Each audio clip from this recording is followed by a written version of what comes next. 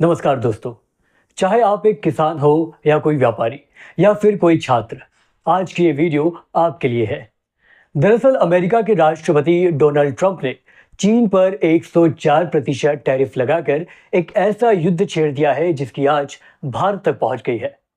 कल तक आपको ये लगता था कि अमेरिका चीन की लड़ाई में भारत को फायदा होगा, लेकिन क्या आप जानते हैं कि ट्रंप के इस फैसले से अब सबसे ज्यादा भारतीय ही प्रभावित हो रहे हैं। चलिए जानते हैं कैसे। जनवरी 2025, ट्रंप ने सत्ता संभालते ही अपना सबसे बड़ा वादा पूरा कर दिया। चीन पर 104% टैरिफ लगा दी, यानी अब चीन से आने वाले सामान पर 104% अतिरिक्त टैक्स लगेगा।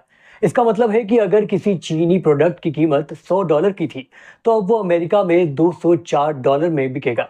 हालांकि चीन भी इस पर शांत नहीं बैठा। चीन ने भी पलटवार करते हुए अमेरिकी वस्तुओं पर 34% टैरिफ लगा दिया। इससे दुनिया भर के बाजार हिल गए। कल यानी 9 अप्रैल से भारतीय बाजार भी इसकी चपेट में आ गए। मगर यहाँ सवाल है कि क्या ये सिर्फ दो देशों के बीच का मामला है? बिल्कुल नहीं। इसका सीधा असर भारत पर और हम जैसे आम लोगों पर भी पड़ रहा है। अमेरिका में करीब 3 लाख भारतीय छात्र पढ़ रहे हैं। अब ट्रंप OPT यानी ऑप्शनल प्रैक्टिकल ट्रेनिंग वीजा नियमों को बदलने जा रहे हैं। अभी तक स्टडी वीजा पर गए छात्र पढ़ाई पूरी करने के बाद वही 3 साल तक काम कर सकते थे। इससे उन्हें न सिर्फ अनुभव मिलता था, बल्कि वे अपना स्टडी लोन भी चुका पाते थे। लेकिन अब ये सुविधा बंद हो जाएगी। सोचिए, 30-40 लाख का लोन लेकर अमेरिका गए छात्र का अब क्या होगा जब उसे वापस आना पड़ेगा। आश्चर्य की बात तो यह है कि इतने बड़े मुद्दे पर भारत सरकार के मंत्री चुप है।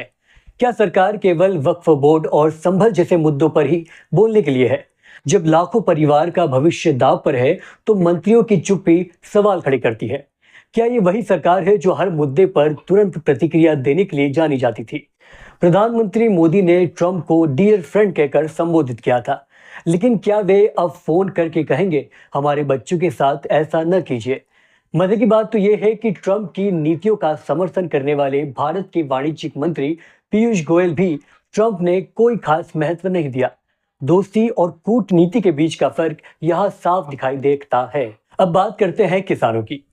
भारत अमेरिकी कृषि उत्पादों पर टैरिफ कम करने जा रहा है। इससे अमेरिकी सब्सिडी वाले उत्पाद भारत में सस्ते बिकेंगे। उदाहरण के लिए अमेरिकी भारत को चिकन लेग्स एक्सपोर्ट करना चाहता है। अमेरिका में चिकन ब्रेस्ट ज्यादा पॉपुलर है, इसलिए टांगे वहां का वेस्ट मानी जाती है। लेकिन भारत में लोग चिकन लेग्स पसंद करते हैं। पहले इन्हें बुश लेग्स कहा जाता था, क्योंकि जॉर्ज बुश के समय में इस पर बहस हुई थी। अब ट्रंप लेग्स का खतरा मंडरा रहा है। अब आपके मन में भी ये सवाल जरूर आ रहा होगा कि इससे हमें फायदा होगा या नुकसान होगा। तो दरअसल कुछ विशेषज्ञ कह रहे हैं कि चीन को नुकसान और भारत को फायदा होगा। लेकिन क्या वाकई ऐसा है? यहाँ 3 सवाल है। पहला, क्या भारत में वैसे ही उत्पाद बनते हैं जो अमेरिका चीन से लेता है? दूसरा, क्या भारत की मैन्युफैक्चरिंग और क्वालिटी उतनी मजबूत है? और तीसरा सवाल, टैरिफ कम करने से खेती और डेयरी सेक्टर पर क्या असर पड़ेगा? सच्चाई यह है कि हमारी मैन्युफैक्चरिंग क्षमता अभी भी चीन से बहुत पीछे है। इसलिए जो लाभ दिखाया जा रहा है वो वास्तविकता में उतना नहीं हो सकता। ऐसे में चलिए जानते हैं कि हम क्या कर सकते हैं। इसके लिए मेरे पास 4 ऑप्शन है। पहला, सरकार को छात्रों के हितों के लिए अमेरिका से बात करनी चाहिए। दूसरा, भारत को अपना आत्मनिर्भर मैन्युफैक्चरिंग सेक्टर विकसित करना चाहिए। तीसरा, किसानों और डेयरी उद्योग को विशेष सब्सिडी और तकनीकी सहायता दी जानी चाहिए। और आखिरी में चौथा, मीडिया को इन मुद्दों पर खुलकर चर्चा करनी चाहिए ताकि जनता को इसके प्रति जागरूकता मिले। तो दोस्तों, आज हमने देखा कि कैसे अंतर्राष्ट्रीय राजनीति और व्यापार नीतियां हमारे जीवन को प्रभावित करती हैं।